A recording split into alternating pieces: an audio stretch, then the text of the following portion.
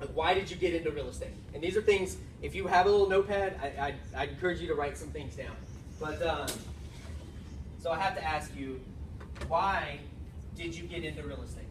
And I don't need you to answer that question for me. I just want you to think about that and think about what your goal is, because if you don't know the answer to that, you're not really going to have any direction in this business. And Sandra, your text yesterday prompted a lot of my thinking of where I'm at today with this, because what I'm going over is no different than what people pay for in coaching seminars and coaching sessions. I promise you that, because I've been through several of them and I know exactly what they go through. So, and I've always said, if I can help save agents money by not having them go through that, I'll share whatever I can, to do that.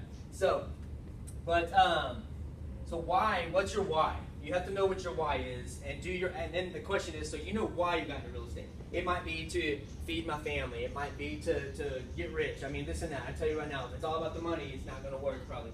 But but whatever your why is, you have to ask yourself this one important question: do my actions support my why? So if I got into real estate for something no other than the fact that I want to be a top producer, that's a really weird goal to have to get into an industry. But let's just say someone did. They got into the industry and they said, my goal is to be a top producer, meaning that I close however many transactions it is, 50 transactions a year or more. I want to close 50 transactions a year or more. So that's your why. So then you have to start working backwards to say, well, that's why I got into real estate. What am I going to do? How am I going to support that? That's the next thing. So if my goal was, why did I get into real estate? My goal was to be a top producer and close 50 or plus transactions a year. Well, then the first thing that I'm going to do is start figuring out how I'm going to support that goal. How am I going to get that goal answered? And that would be, first, the most important thing that I can do is find only the people that are closing 50 transactions or more and start asking them what they do.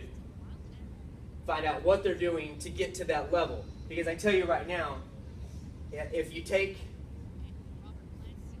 a brand new agent, y'all are both brand new, so, and I can use you as an example.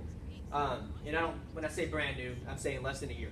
So you got in and you got a license, and if I were to take you and transplant you into closing 5 deals a month, your mind might be blown.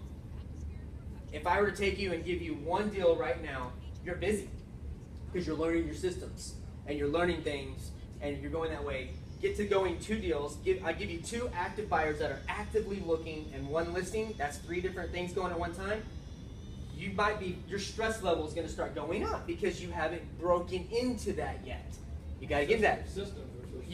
Because that's the best use of time, and how you're getting into that time. So it makes me laugh a little bit when I see someone say in their first or second year in the industry, and I'm sorry if either one of you have done this, I hope I can change your mentality.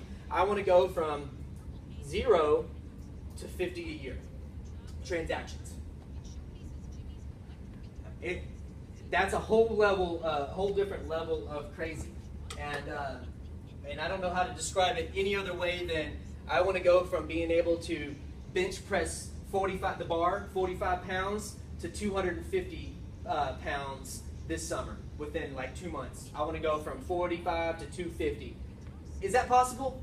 It might be. No, without sacrificing quality. Yeah, I'm probably gonna have to take some artificial stuff too and all kinds of stuff. No, that's not about the real estate. Oh, okay, but yeah. If I want to physically I want to increase my weight at the gym by like 500% or something, I'm gonna have to do some crazy stuff to get up there. I mean, train every day. I don't even know if that's possible. I got to learn to eat right. I better get a trainer. I better get up at 6 and go run. I better do everything that I can do to get all that stuff. So people want to go from 0 to 50, but they want to skip all the work to get to that point. And I'm telling you, it's a common mistake, because someone gets in the industry and they see that and they're like, okay, I want to get there. So your goal is to close 50 transactions a year. So the first thing you should do is find the people that are doing 50 plus transactions a year and look at what they're doing and copy them. And listen to what they say and do what they say, but knowing that their style might be a tiny bit different than what you want to do. However, look more at the roots and the systems and whatnot. But you have to find your why, and then you have to say, you can't have that, you can never have the mentality, and this is the second most common thing. Somebody will see that, they want to go from 0 to 50, but they're not willing to work 10 hours a day. And when I say work 10 hours a day, that's hard to realize when you're new. Because I didn't understand it. I didn't get it.